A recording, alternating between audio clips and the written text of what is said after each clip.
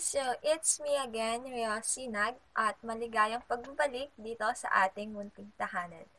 So for today's video guys, by the way, I'm facing right now my laptop. So dito siya. Here. Okay, so ang pag-uusapan natin ngayon ay kung paano ba gumawa ng pangmalakasang PowerPoint presentation. So paano kung ang PowerPoint presentation mo na ganito at ganito, ay i-transform natin sa ganitong PowerPoint presentation. So, if you're interested, just keep on watching.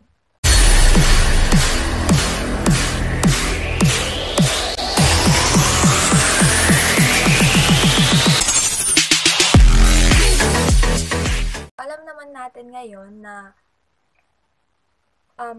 nandito na tayo sa digital era. That's why sa mga re-report sa school is hindi iilan na lang yung gumagamit ng traditional mode of reporting, which is yung sa blackboard nga and yung gumagawa ka ng mga visual materials mo.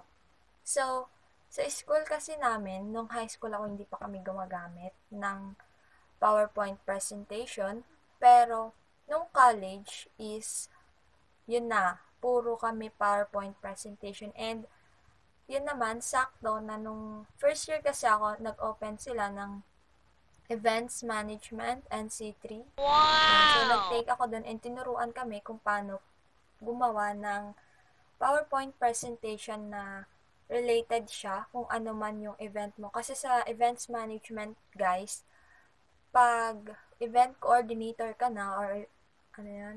Basta yun, pag event coordinator or event organizer ka na, is kailangan mong gumawa ng mga PowerPoint presentation para sa proposal. So, yun, tinuruan kami na saan ba makakakuha ng magandang template.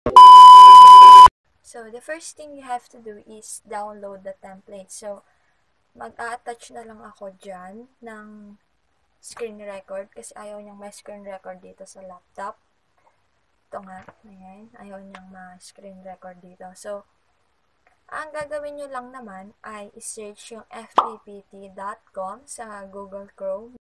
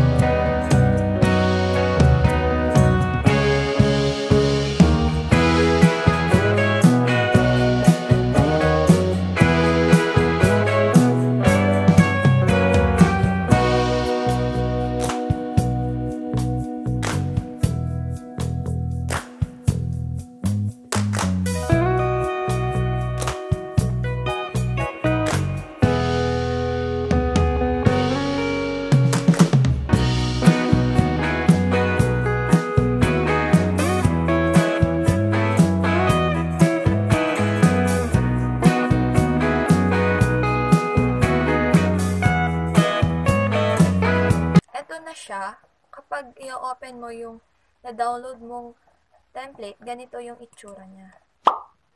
Ayan. Laging 5. So, ang ginagawa ko kasi, para madali, titira ko lang tong isa.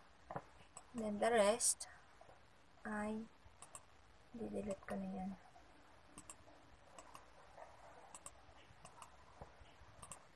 Okay, so ito na lang natira ngayon, tatanggalin natin yan. Pero bago doon, ito yung gagawan natin ng PowerPoint presentation. Ito siya. So, ito, yung subject ko yan noon, Readings and Philippine History. So, ito, College of Arts and Social Sciences. Hindi ko to college kasi yung prof namin ay, prof siya ng College of Arts and Social Sciences. Kaya, nakalagay dyan. Pero ang college ko po ay College of Business and Accountancy. Wow! So, i-copy lang natin, highlight natin, then Control C, guys, pag magka-copy tayo. Tapos ito, yan, highlight natin, then Control V. Tapos, ayan, nandun na siya. So, ikaw nang bahala kung chapter 1 muna ilalagay natin dyan. Sige, lagay na rin natin yung isa. Okay, kopyahin na. Ay, hindi. Ang gulo, diba? Okay, so chapter 1, tanggalin natin to. Tanggalin natin. So, mag-insert tayo. New slide. Dito. Ay, hindi pala. Ito pala sa kabila. Joke lang. Ay, sige, ito na lang. Pwede rin to, guys. Since, gagamit. Ayan ba? Tingin tayo ng iba. Ito. Ayan. Tas natin siya. Para kasi pag hindi mo dinilit, pwede mo namang hindi delete. Tas tanggal-tanggalin mo lang yung mga dyan niya. So, copy natin to. Control C ulit. Ito ka dyan. Control V. Okay. So, ay, wait lang. Dito na lang. Tanggalin natin yung pagkakabulit na. Tapos, taas na lang natin to.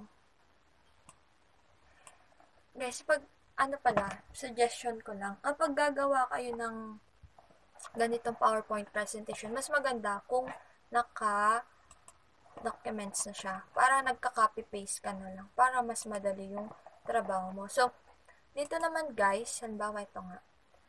Ang pagpili ng font style, ay yung, make sure naman yung readable, wag naman yung masyadong napaka-arte. Ako kasi ang ginagamit ko lang, itong Arial Narrow, tsaka, hindi ko na alam yung isa, ito. Basta, hindi ko na mahanap. Ito, Broadway pala. Yan yung karamihan ginagamit ko. Kasi guys, pag gagawa ka ng PowerPoint presentation mo, hindi maganda na, ang tawag doon, yung napakadaming font style. Tapos, alam mo yun, yung magulo na PowerPoint presentation kasi nga napakadami mo pinili. Dapat guys, sa paggawa ng PowerPoint presentation, at least 2 lang yung font style mo, and make sure naman na readable siya. So, ako kasi, pag ang ginagawa ko, pag mga title, ganyan, mga subtopics, iisa yung font style nila. Tapos, yung mga definitions nila, yung mga naka-bullet type, yung mga supporting details niya, yung mga ganyan is, ang ginagawa ko, pare-parehas din ng, ng font style. Tapos, yung mga, yung nasa, yung unang font style ko, yung mga for topics and title, yun yung mga, makakapal, yung mga, kahit hindi mo na siya i-bold, ay,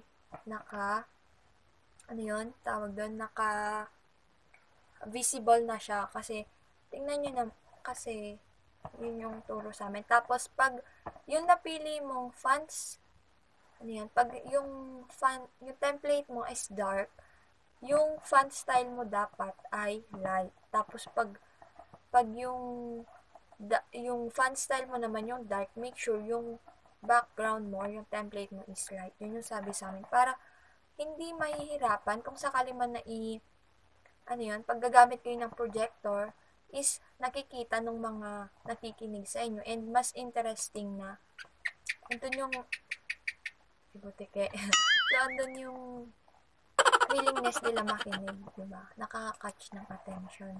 Sa paggawa pala ng PowerPoint presentation, guys, NANI? Presentation mga kasinag ay, mas maganda kung hindi ko na kasi maalala eh.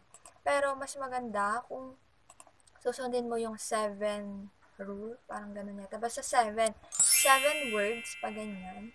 7 words. Yan, 7 words and 7 words sa paganyan, then 7 lines pababa. Ganon. Huwag masyadong madami yung nilalagay nyo, guys. Kasi, pag nagre-reporting ka, dapat hindi mo sila pagbabasahin. Kahit mga keywords lang, yung ilalagay mo doon, tapos, ikaw na yung nagsasalita, salita ka ng salita dapat. Control A, pag i-highlight mo lahat. Dapat, para mas mabilis din kayo guys, dapat alam nyo rin yung mga konting ganyan. Halimbawa ito, na lagay mo na lahat. Tapos, pag lalagyan mo siya halimbawa ng mga arte, animation, dito sa taas. Ito. Animation transition pala. Parang, ito dito sa transition pala guys, di ba? Ano nung ginagawa ko? Ito yung mismong page yata. Page pa tawag dito. Tapos, halimbawa, ito, okay na sa'yo yan. Pipili ka lang naman dyan. Pipili ka lang. So, okay na sa atin yan. White. Okay. And, apply to all natin siya. Okay, dito sa animation, halimbawa ito, fade in. Ganyan. Ano tayong iba? Ayan. Bali dito, ito naman. So, kung ang nasa PowerPoint presentation mo, yung mga title lang na kagaya nito, ang magandang gamitin mo is yung entrance. Tapos, pag naka-paragraph form naman siya, tapos may gusto kang i-highlight is dito sa emphasis, then pag magpaalis na or end of slide, yung exit. Pero karamihan guys, pag ako yung gumagawa, hindi ko na ginagamit ng exit. Ito lang ako minsan, entrance lang talaga. Kasi, ayoko yung masyadong maraming animation na PowerPoint. Kasi minsan, pag nagre-report ka, tapos napakaraming kaartihan sa may,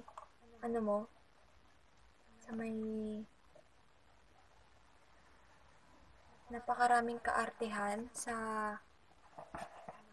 tawag doon, ginagawa mo. Napakaraming kaartehan dun sa PowerPoint mo. Minsan, dun na lang sila nagpo-focus. Tapos, hindi na sila nakikinig sa'yo. Kaya, dapat pag gagawa ka rin ng PowerPoint presentation, guys, is hindi ka naglalagay yung mga animation na mga stickers. Minsan kasi yung mga klase ko naglalagay ng ganun. Siyempre, yung attention ng mga klase mo, nandun na lang sa gumagalaw na yon, hindi na dun sa sinasabi mo. Kaya ka nga nagre-report para maintindihan nila yung sinasabi mo. Ganun lang, napakadali, di ba? So, yun nga, ulitin ko yung mga sinabi ko kanina. So, pag gagawa ka ng PowerPoint presentation, guys, dapat yung nasa likod niya, ito, yung PowerPoint template na gagamitin mo, ay alamin mo muna kung ano yung topic mo na gagamitin. Tapos, doon ka na mag-start na mamili ng template mo. Guys, napakaraming available na PowerPoint template dun sa site na sinabi ko, which is yung fppt.com. Ikaw na lang bahala na maghanap kung ano yung maganda sa paningin mo at yung related sa topic mo.